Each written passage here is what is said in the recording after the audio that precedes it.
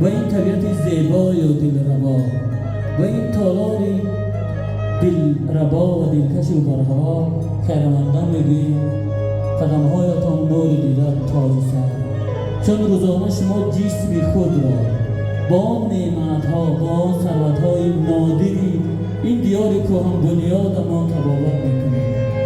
البته اهل ایجاد این درگاه مقدس تصمیم گرفته است که همه روزه شامگاه یک چاره‌بینی فرهنگی دایر نماید تا اینکه روح شما را بالغ سازیم و تبابت نماییم. امروز در خدمت ما و شما هنرمند شایسته تاجیکستان، سراینده محبوب دلها، آنی که از رازهای نگفته میگوید، آنی که از عشق می سراید، این هم باشد خیرالدین بازار.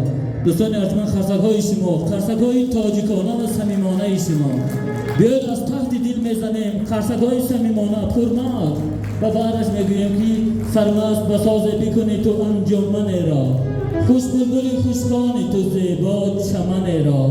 هر کس بشنید صوت و سرود و ترانه های تو با دل گفت بلبل زی تو مختصرین سخنی را. اینک در صحنه در خدمت ما و شما خیرالدین بازار، خرسک های نیم جامعه و صمیمانه آسمان کف شما.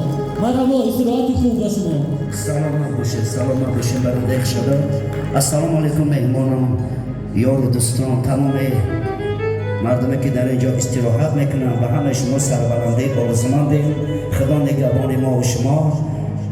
با تشبوس یکی محمد جان به اینجا حضور اومدیم برای بزرگی محمد جان که همه خیلی آراسته کرده کنسرت‌های رایگان. برای شما که شما خواستنده کنیم و سلامتی خود رو احتیاط کنیم.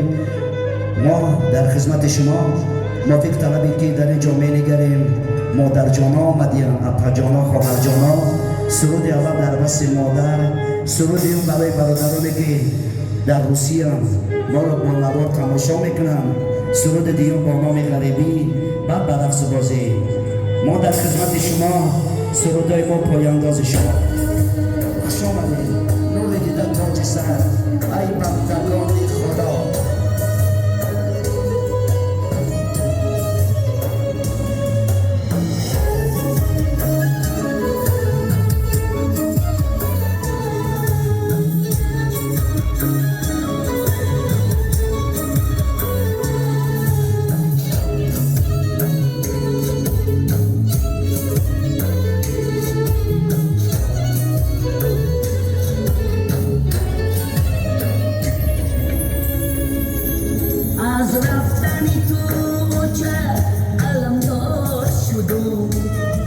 کجایی و چند خوب